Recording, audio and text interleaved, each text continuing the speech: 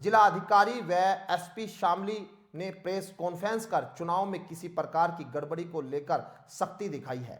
जिला निर्वाचन अधिकारी रविंदर सिंह ने कहा कि पैसे व किसी भी अनुचित माध्यम से पार्टी प्रत्याशी व समर्थकों द्वारा मतदाता को प्रलोभन देकर मतदाता का मत बदलने देने पर प्रशासन द्वारा कड़ी कार्रवाई की जाएगी। कैराना लोकसभा में इस बार 17,19,000 मतदाता अपने मताधिकार का प्रयोग करेंगे, जिसमें 22,795 मतदाता 18 से 19 वर्ष के युवा होंगे। रविवार को चुनाव आचार संहिता लगने के बाद जिला अधिकारी व जिला निर्वाचन अधिकारी रविंदर सिंह कलेक्ट्रेट में चुनावी तैयारी को लेकर पत्रकारों से वार्ता कर रहे थे।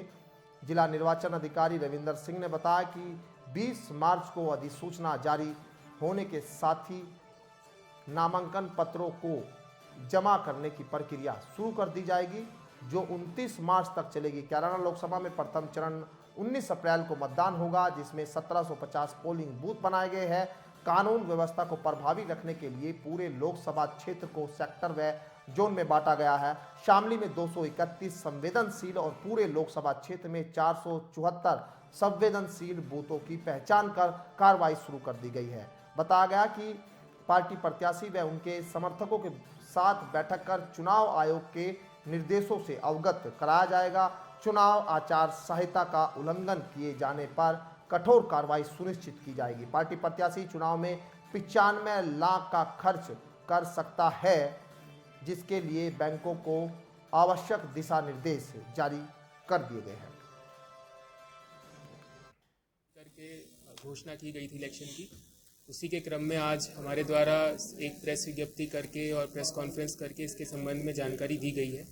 जनपद शामली में कैराना लोकसभा कॉन्स्टिट्यूंसी के संबंध में मैं विशेष रूप से बताना चाहूँगा कि जो तिथि निर्धारित की गई हैं वो इस प्रकार से हैं कि 20 तारीख को नोटिफिकेशन होगा इलेक्शन का, 27 मार्च अंतिम तिथि है नॉमिनेशन फाइल करने की, 28 मार्च को स्क्रूटिनी होगी, 30 मार्च को नॉमिनेशन विड्रॉल करने की डेट है लास्ट डेट, 19 अप्रैल को पोलिंग होगी, 4 जून को काउंटिंग होगी और 6 जून तक इलेक्शन की प्रक्रिया पूरी तरीके से समाप्त हो जाएगी।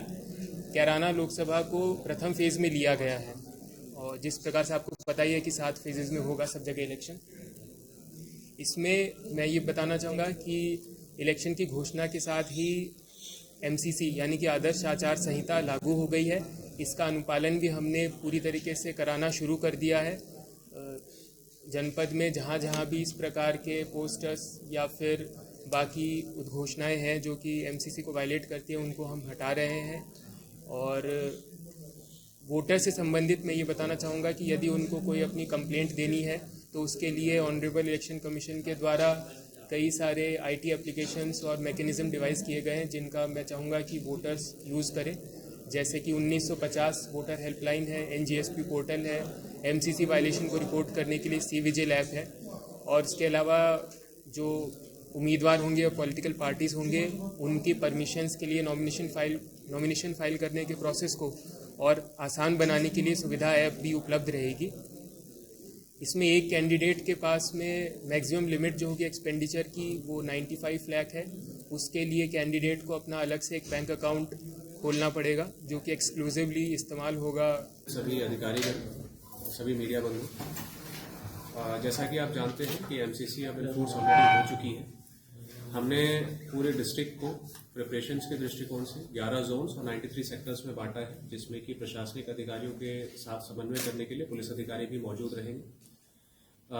इसके अतिरिक्त जो भी हमारे वल्नरेबल या क्रिटिकल पोलिंग सेंटर्स हैं उनको हमने जो है पहले ही चिन्हित कर लिया है और उसमें जो है लगातार प्रिवेंटिव एक्शंस हम कर रहे हैं। इसमें स्पेसिफिकली जो है ऐसे जो भी व्यक्ति हैं जिन्होंने पिछले कुछ वर्षों में किसी भी सरकारी कर्मचारी के साथ अभद्रता की हो या किसी प्रकार की मुजाहमत की हो या फिर पथराव या फिर कोई बलवा किया हो, किसी भी प्रकार का जो है उपद्रव किया हो या कोई कहीं पर किसी प्रकार का जातिगत संघर्ष हुआ हो या सांप्रदायिक संघर्ष हुआ हो, ऐसे सभी व्यक्तियों को जो है विशेष रूप से इसमें चिन्हित किया गया है और उनके विरुद्ध गुंडा की कार्रवाई की जा रही है। ऐसे लगभग 230 व्यक्ति हमने चिन्हित किए हैं, जिसमें से कि 24 वर्तमान में जिला बदर हो चुके हैं और उनकी निगरानी की जा रही है।